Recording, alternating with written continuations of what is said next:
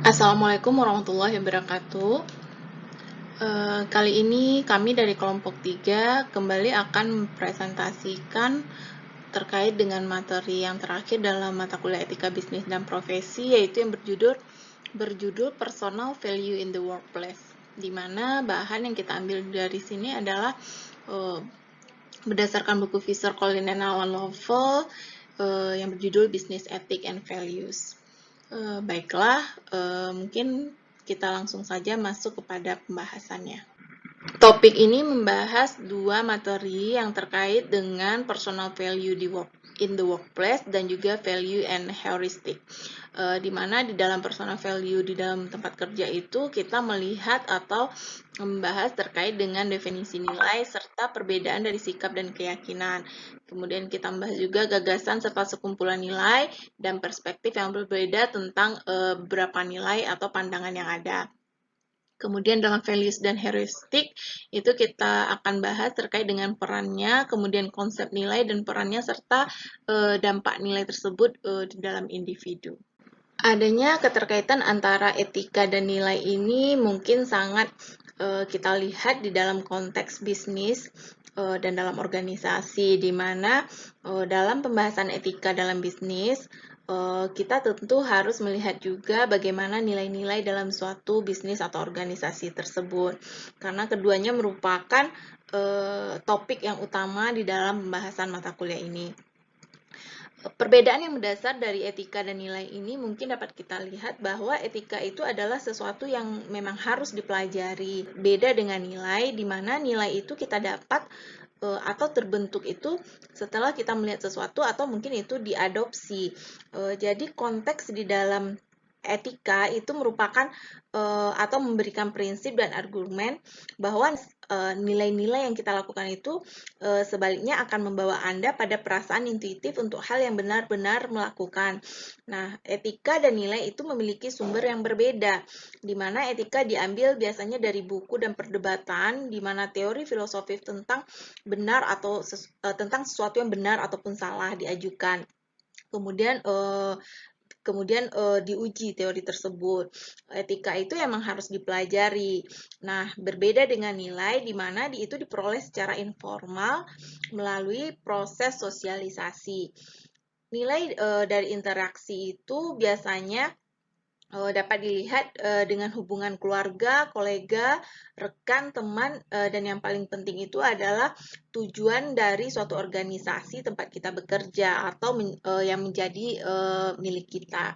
Nah, nilai dipelajari dari bentuk sosialisasi tersebut, kemudian diadopsi. Kemudian nilai tersebut bisa juga dimodifikasi dalam bentuk dalam kelompok ataupun masyarakat yang mungkin dipengaruhi oleh perdebatan di antara beberapa filsuf. Kemudian dapat kita simpulkan bahwa sebenarnya nilai dan etika ini walaupun berbeda itu sama-sama dibutuhkan di dalam konteks dunia bisnis maupun organisasi. Seorang ahli yang bernama Rockage itu mendefinisikan nilai itu merupakan suatu ide atau sejumlah ide kecil atau kognisi yang hadir di dalam lingkungan masyarakat, di mana pada akhirnya adalah sesuatu yang diinginkan gitu. Nah, dalam konteks ini dapat dibagi bahwa nilai tersebut merupakan suatu gagasan inti tentang bagaimana orang harus hidup dan tujuan mereka seharusnya mencari. Mereka dibagikan oleh mayoritas orang dalam komunitas ataupun masyarakat. Mereka hanya mengungkapkan generalisasi dan seringkali tidak lebih dari satu kata, seperti sebagai kedamaian ataupun kejujuran. Karena sangat luas, mereka tidak memberikan pedoman bagaimana hal-hal tertentu harus dievaluasi. Kemudian konteks yang lainnya itu nilai merupakan sikap, di mana nilai itu adalah evaluasi apakah sesuatu itu baik atau buruk, tetapi tidak seperti nilai mereka dievaluasi terhadap hal, masalah, orang, ataupun tempat, ataupun apapun itu. Nah, sikap ini karena berhubungan dengan keadaan tertentu lebih bisa dirubah daripada nilai gitu. Nah, kemudian konteks nilai yang lain adalah sebuah keyakinan di mana adalah penerimaan bahwa sesuatu itu benar atau tidak. Penerimaan ini tidak menyiratkan penilaian apapun tentang apakah hal itu baik atau buruk. Nah, karya Rokes ini sangat bermanfaat karena membedakan beberapa jenis nilai-nilai yang mungkin mempengaruhi pemikiran tentang masalah etika, di mana Rockets menjabarkan value atau nilai itu yang merupakan konteks pribadi di tempat kerja itu dapat dibagi dalam 4 kelompok atau yang disebut dengan nilai moral, nilai kompetensi, nilai-nilai pribadi, serta nilai-nilai sosial.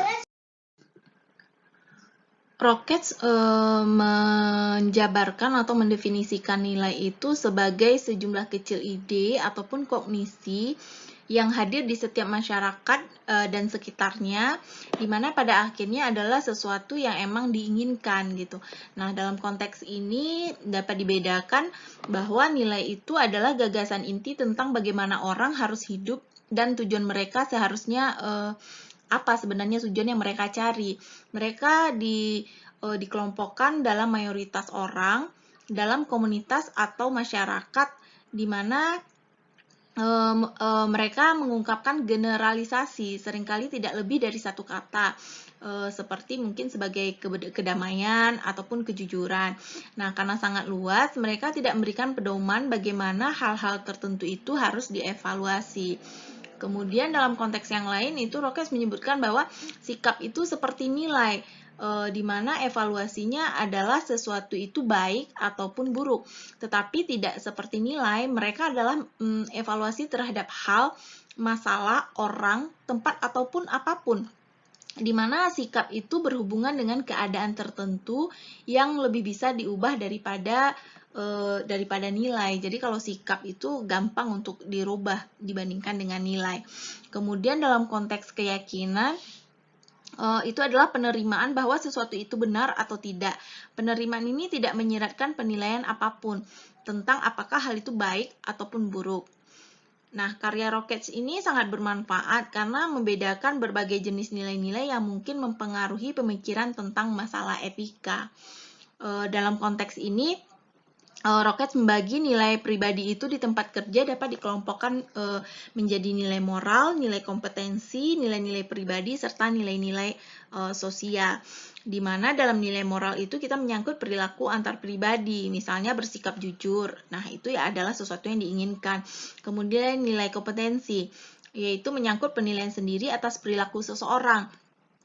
Misalnya berperilaku imajinatif, itu adalah sesuatu yang sangat diinginkan.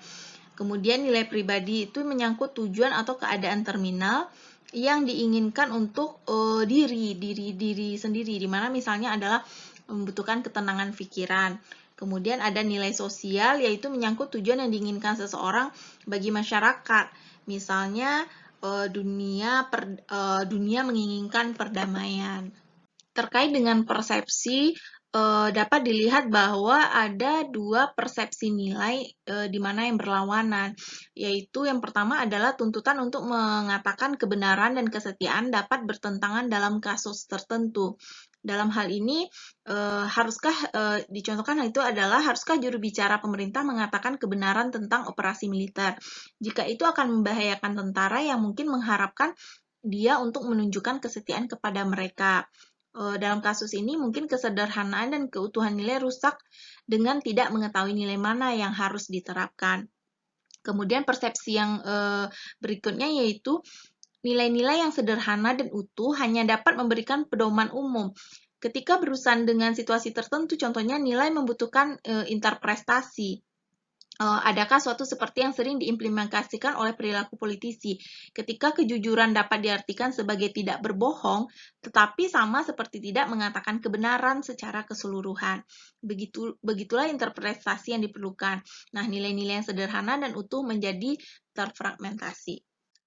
Pada tahun 1995, seorang ahli Wig itu mengidentifikasi 7 sifat pembuatan akal, di mana diilustrasikan dengan mempertimbangkan bagaimana nilai tentang mengatakan kebenaran atau tidak memanipulasi informasi pengukuran kinerja yang mungkin adalah contohnya itu dapat muncul dari proses pembuatan akal.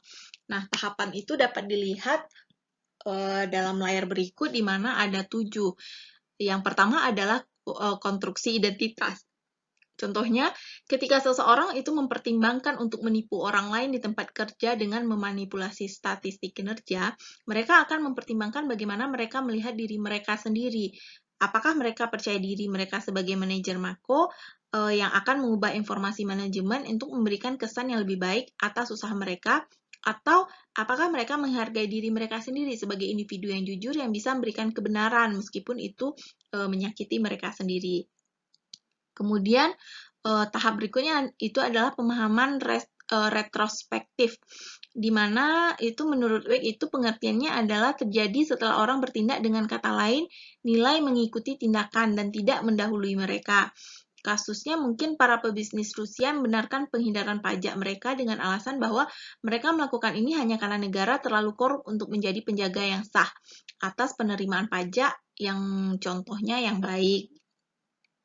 Kemudian yang ketiga adalah pengakuan dilakukan melalui pemberlakuan, di mana orang-orang memahami hal-hal dengan mengambil tindakan.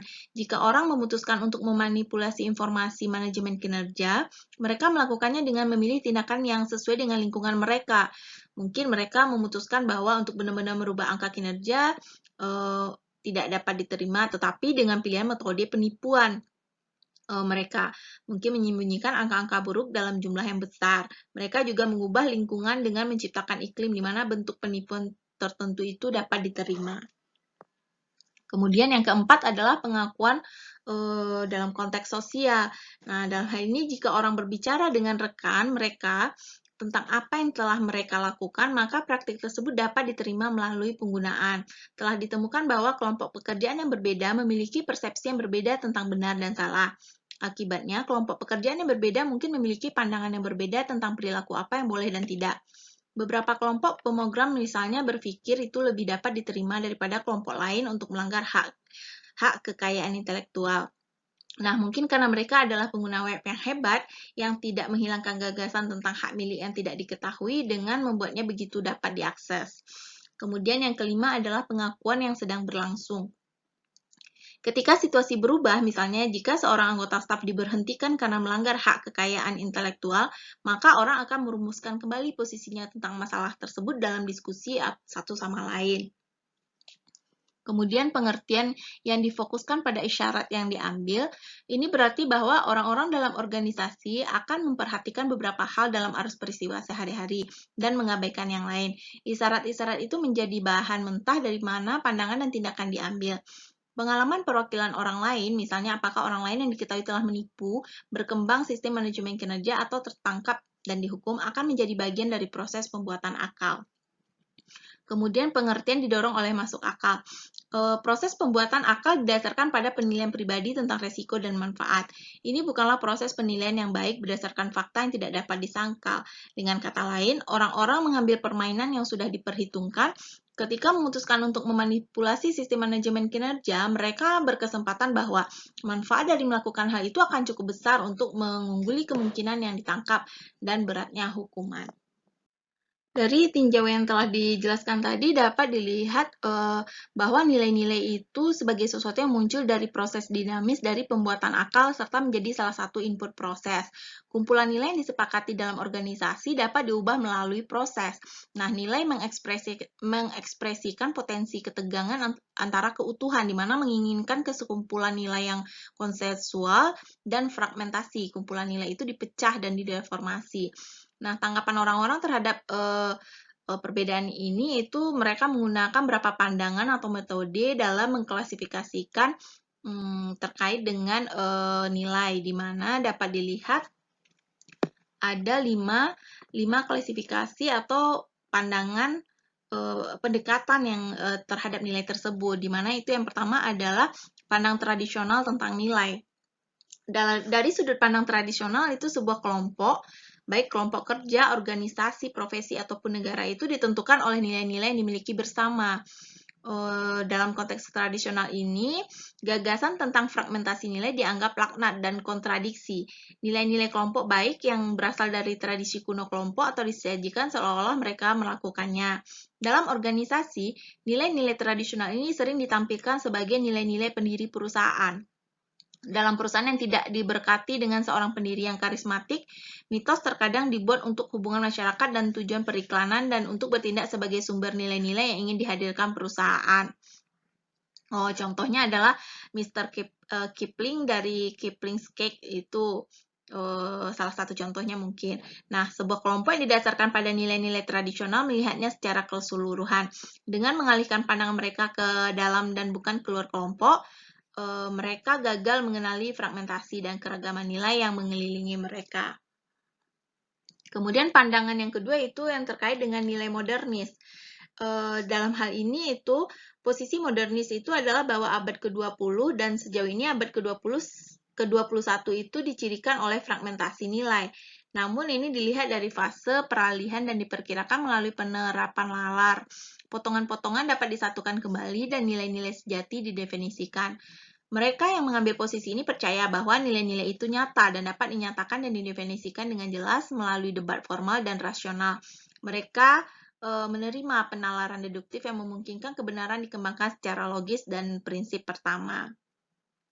Modernis melihat sebagai suatu tugas individu di mana kemajuan baik moral maupun teknis itu diungkapkan melalui upaya dan rasionalitas individu. Kemudian yang ketiga itu adalah pandangan nilai yang neotradisional. Pada pandangan ini itu menekankan pada fungsi budaya sebagai perangkat yang memediasi ketegangan antara nilai-nilai yang terfragmentasi dan kebutuhan masyarakat dan organisasi untuk tujuan bersama serta saling pengertian. Neotradisionalis melihat nilai-nilai dalam konteks organisasi dan budaya sosial. Memang budaya ditentukan oleh nilai yang menjadi ciri khas mereka. Mereka berpendapat bahwa fragmentasi nilai dapat diatasi dan bahwa organisasi serta masyarakat dapat memiliki nilai yang bersatu. Tetapi tujuan seperti itu tidak dapat dicapai dengan analisis rasional yang melihat nilai sebagai objek analisis dan bukan sebagai mitos bersama. Begitulah pandangan di dalam kaum neo-tradisionalis ini. Kemudian yang keempat adalah pandangan nilai yang postmodern, di mana dalam hal ini kaum ini tidak memandang dunia sosial dan intelektual sebagai sesuatu yang tidak jelas atau tetap. Pada titik yang menguntungkan, fragmentasi diterima sebagai bagian dari kondisi manusia. Kemudian dalam frase terkenal, itu ada ketidakpercayaan terhadap metanarasi, artinya skema ideologis besar seperti kapitalisme dan komunisme yang dulu mendominasi pemikiran masyarakat tidak lagi memiliki kredibilitas. Dalam pandangan postmodern, tidak ada kebenaran atau nilai yang kekal. Apa yang kita anggap benar secara objektif muncul melalui wacana yang tertanam dan dalam hubungan kekuasaan dan pengetahuan di beberapa memiliki pengaruh yang lebih besar pada hasil wacana daripada yang lain. Tetapi apa yang muncul bagaimanapun juga tidak pasti karena bahasa yang kita gunakan tidak jelas dan tidak membawa pesan tunggal yang jelas. Kemudian pandangan yang terakhir yaitu pandangan pragmatis tentang nilai, di mana pragmatis ini itu pendirinya itu adalah filsuf Amerika bernama Richard Rorty, itu tahun 1989. Dia berbagi skeptisme postmodernis tentang kemungkinan kebenaran objektif dan hierarki nilai yang tetap. Dalam keadaan ini, masalah untuk Rorty bukanlah bagaimana mempresentasikan atau mencerminkan dunia dalam pemikiran kita, tetapi bagaimana mengatasi ambiguitasnya. Semua deskripsi termasuk deskripsi diri seseorang sebagai seorang pragmatis itu dievaluasi sesuai dengan kemanjurannya sebagai instrumen untuk tujuan daripada kesetiaan mereka pada objek yang dijelaskan. Manajer dapat melihat salah satu dari 5 pendekatan nilai yang dibahas tadi terkait dengan isu-isu etis, bahwa masing-masing itu memiliki kelebihan serta kekurangannya. Nah, dalam fokus ini kita membahas apa saja batasan atau mungkin yang menjadi hambatan dalam penerapan etika tersebut, di mana itu pertama keterbatasan etika itu untuk para peramal. Para peramal ingin bertindak atas dunia atau setidaknya organisasi mereka tanpa kendala komentar ataupun peringatan dari orang lain. Nah, visi etika monokuler mereka itu berarti mereka dapat melakukan kerugian besar jika visi ataupun yang mereka anggap benar itu ternyata salah ataupun buruk. Sebagai contoh itu adalah pimpinan dalam puncak Enron, di mana mereka menyebabkan kebangkrutan atas pengembangan pendekatan kreatif terhadap akuntansi yang tidak menimbulkan tantangan. Nah, para pemimpin di sini berpikir karismatik. Mereka bersama dengan gaya hidup mewah yang diberikan kepada karyawan yang selamat dari penilaian mereka, melindungi mereka dari tantangan. Kemudian batasan yang kedua itu batasan etis yang subjektivis, di mana orang yang meragukan atau mereka adalah kebalikan daripada peramal, itu yang sedikit meragukan, mempertanyakan cara melakukan sesuatu menunjukkan keterikatan dengan dunia, tetapi hal ini dibalas dengan kecemasan, karena dasar pertanyaan mereka terus bergeser. Batasan etis para subjektif itu adalah bahwa mereka tidak percaya pada kebenaran, standar etika, dan objektif berpikir setiap orang harus membuat pilihan mereka sendiri, sambil mengakui bahwa pilihan individu secara implisit itu memaksakan harapan kepada orang lain. Kemudian batasan etis yang ketiga itu adalah yang ahli retorika, di mana ahli retorika menikmati perdebatan di mana sebagian menang dan sebagian lagi kalah. Dalam menggunakan istilah retorika, kami menyadari bahwa istilah itu tidak boleh dilihat secara merendahkan, tetapi sebagai keterampilan umum manusia yang tidak dapat dihindari. Karakteristik bahaya etis dari pendirian ahli retorika itu adalah perbedaan ekonomi dengan kebenaran dan wawancara penelitian yang kami lakukan sebagai bagian dari proyek. Ini menyangkut seorang manajer yang baru saja ditunjuk sebagai direktur sumber daya manusia dari sebuah rantai mode retail. Perusahaan dibawa ke pengadilan industri atas dugaan praktik perekrutan yang diskriminatif. Direktur baru percaya bahwa tuduhan itu benar, tetapi berhasil membela perusahaan di pengadilan karena Anda harus melakukan dengan benar dari dalam. Dia telah menikmati keahliannya dalam membela tujuan yang tidak adil dan merasa kompromi adalah hal yang diperlukan untuk memungkinkan dia membangun dirinya di dalam perusahaan serta memperbaiki hal-hal dalam jangka panjang.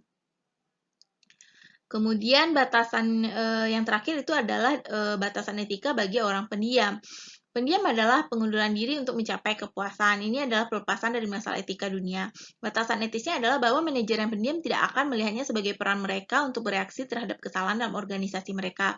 Peran intelektual menunjukkan bahwa etika ini menggabungkan kebencian untuk berdiri di atas prinsip dengan keyakinan pada ketidakpastian bahasa dan nilai. Ketidakstabilan kombinasi ini membuat mereka menghargai proses intelektual internal itu sendiri. Itu adalah prinsip mereka dan itu mengarah pada pelepasan. Lebih umum orang harus melihat intelektual memiliki kebutuhan khusus dan istimewa. Ada dua peran manajerial, perancang budaya, dan manajer tradisional yang menjadi perantara di antara keempat sikap atau keterbatasan itu, di mana perancang budaya dan manajer tradisional itu berada pada titik keseimbangan antara empat sikap.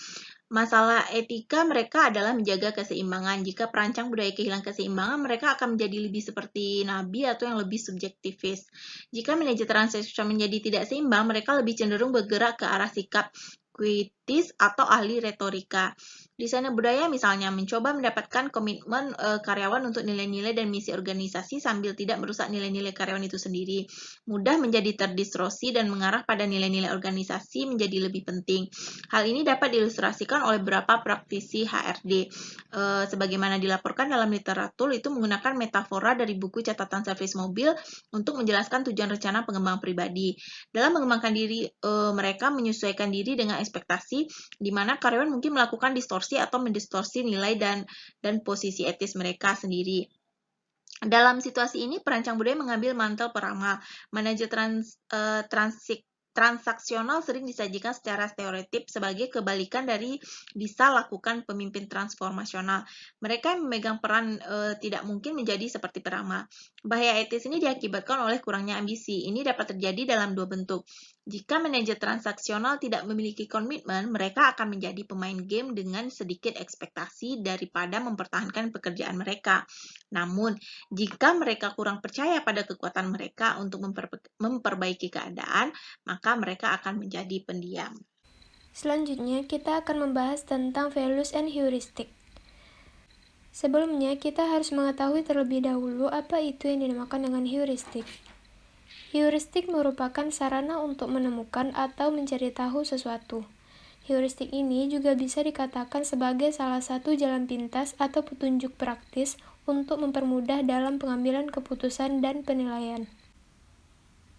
Pembahasan yang pertama yaitu mengenai pemikiran heuristik, di mana pemikiran heuristik dapat diilustrasikan dengan membandingkannya dengan pendekatan rasional untuk membuat keputusan yang non-etis, seperti dalam kita memilih mobil untuk dibeli.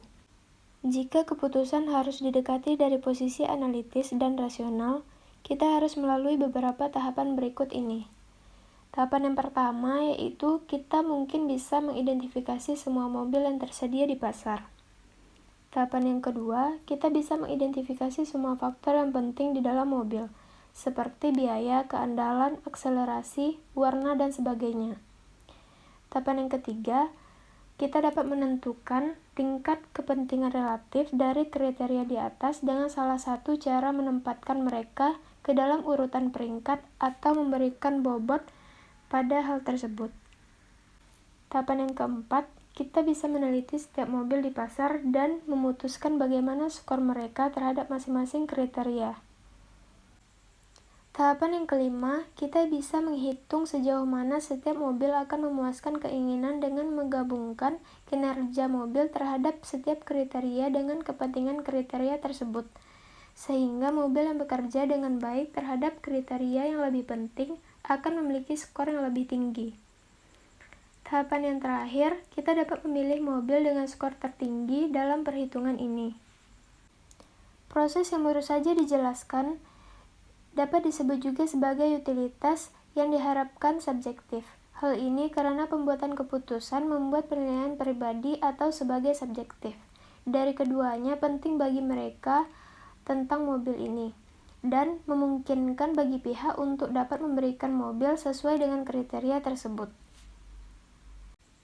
Pembahasan selanjutnya yaitu mengenai heuristik pengambilan keputusan. Gagasan ini telah lama dikenal bahwa orang tidak memiliki kapasitas untuk memperoleh dan memproses jumlah informasi yang diperlukan untuk mengambil keputusan yang rasional untuk pengambilan keputusan akhir. Konsep ini terikat oleh konsep Herbert Simon tahun 1983, di mana rasionalitas adalah rumusan klasik dari sudut pandang ini. Perilaku pencarian adalah proses mencari informasi dan opsi yang diperlukan untuk membuat keputusan. Rasionalitas yang terikat membatasi jangkauan pencarian semacam ini. Dia memperkenalkan konsep kepuasan, yaitu proses mencari dan mengevaluasi pilihan sampai seseorang menemukan yang cukup baik. Selanjutnya yaitu heuristik lainnya.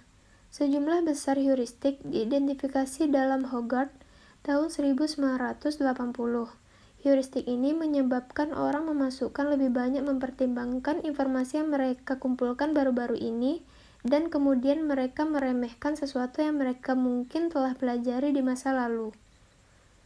Salah satu heuristik tersebut adalah pengakuan heuristik yang diterapkan pada situasi di mana seseorang harus memutuskan mana dari objek yang memiliki nilai lebih tinggi pada kriteria tertentu. Heuristik didefinisikan bahwa jika salah satu dari dua objek dikendalikan dan yang lainnya tidak, maka disimpulkan bahwa objek yang dikendalikan memiliki nilai yang lebih tinggi.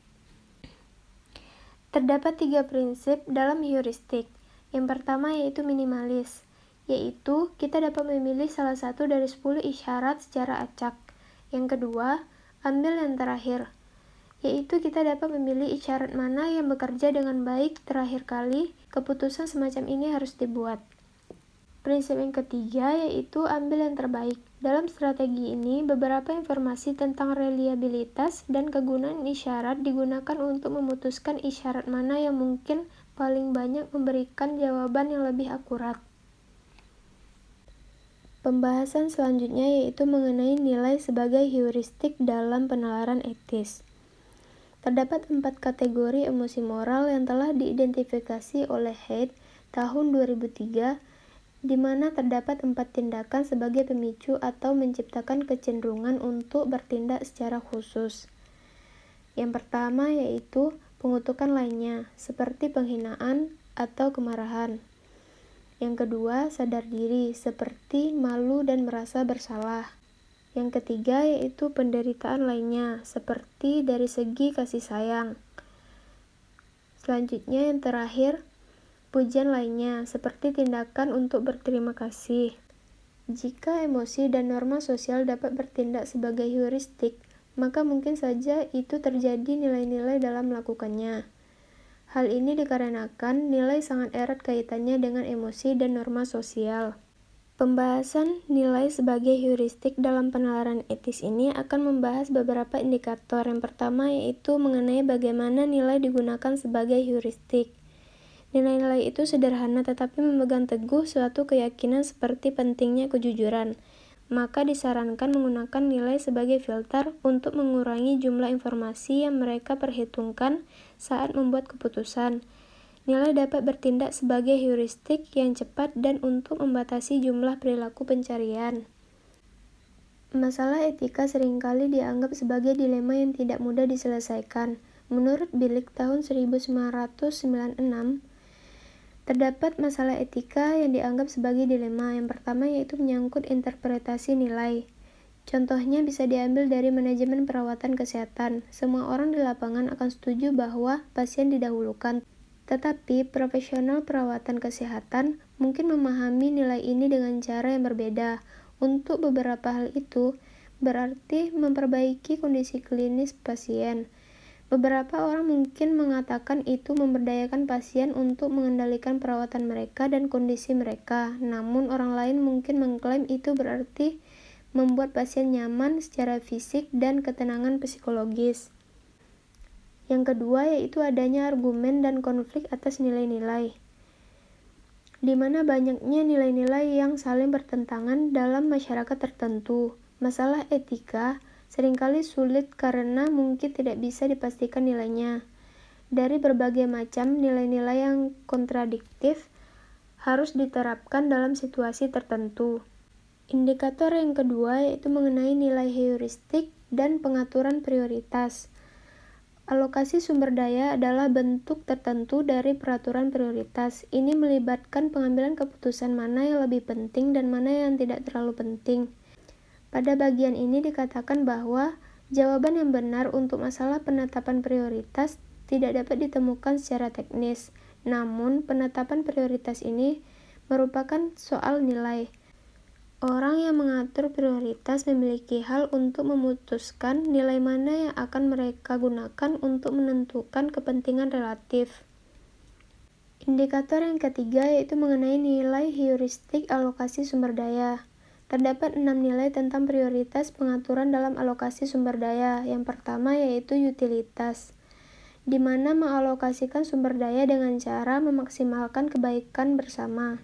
Yang kedua yaitu kelayakan, di mana ketika sumber daya didistribusikan dengan heuristik kelayakan, maka alokasi menguntungkan ditempatkan pada bagian yang pertama dan pada bagian yang kurang menguntungkan ditempatkan pada bagian yang terakhir. Yang ketiga yaitu ekologi, di mana semua pihak yang berkepentingan harus mendengarkan suatu keputusan. Yang keempat yaitu keadilan, di mana keadilan ini berkaitan dengan ketidakberpihaknya antara sesama individu. Yang kelima yaitu kompetensi, dan yang keenam kepentingan pribadi, di mana kompetensi dan keuntungan pribadi ini menyebabkan suatu keputusan yang dibuat untuk keuntungan dalam mengambil suatu keputusan. Pembahasan selanjutnya yaitu mengenai nilai sebagai heuristik di Monksben dan Feverview. Monksben dan Feverview menggambarkan bagaimana nilai dapat beroperasi sebagai heuristik dengan cara seseorang mencari solusi untuk masalah pengaturan prioritas. Saat menyelesaikan Monksben dan Feverview, beberapa orang menerapkan berbagai nilai dan mengubah pikiran mereka saat mereka melakukan suatu pekerjaan. Penggunaan nilai tertentu menyebabkan mereka untuk mencari beberapa jenis informasi dan mengabaikan orang lain. Orang yang memiliki nilai kelayakan akan mencari dan menanggapi informasi tentang kegagalan moral. Kompleksitas Monksben dan Feverview muncul dari fakta bahwa aplikasi perbedaan nilai mengarah pada kesimpulan yang sangat berbeda. Utilitas akan mengarah pada suatu yang tidak ada untuk dihabiskan. Kebutuhan individu tentu mengarahkan pada suatu yang berjumlah besar yang dapat dihabiskan. Selanjutnya yaitu mengenai integritas dan loyalitas sebagai heuristik nilai. Ada dua nilai lain yang akan diperdebatkan dalam memainkan peran penting heuristik untuk memutuskan apa yang akan dipikirkan, dikatakan, atau dilakukan dalam masalah etika, seperti halnya integritas dan loyalitas. Komitmen terhadap loyalitas atau integritas dapat bertindak sebagai heuristik untuk memutuskan apa yang harus dilakukan dalam suatu situasi. Integritas diartikan sebagai dasar tindakan pada penilaian yang masuk akal dan mencari kesatuan atau keutuhan pikiran dan tindakan. Aristoteles berpendapat bahwa praktik kebajikan menuntut orang untuk bertindak secara sadar, sukarela, dan menurut prinsip atau kebiasaan tetap. Winstanley dan Woodall merefleksikan gagasan ini ketika mereka memperdebatkannya. Pengembangan integritas didasarkan pada penilaian etis dan rasa tanggung jawab pengembangan kebajikan yang sesuai. Oleh karena itu, integritas ditentukan oleh refleksi diri dan kesadaran orang tersebut. Demikianlah hasil presentasi kami dari kelompok 3. Salah dan kurangnya kami mohon maaf. Wassalamualaikum warahmatullahi wabarakatuh.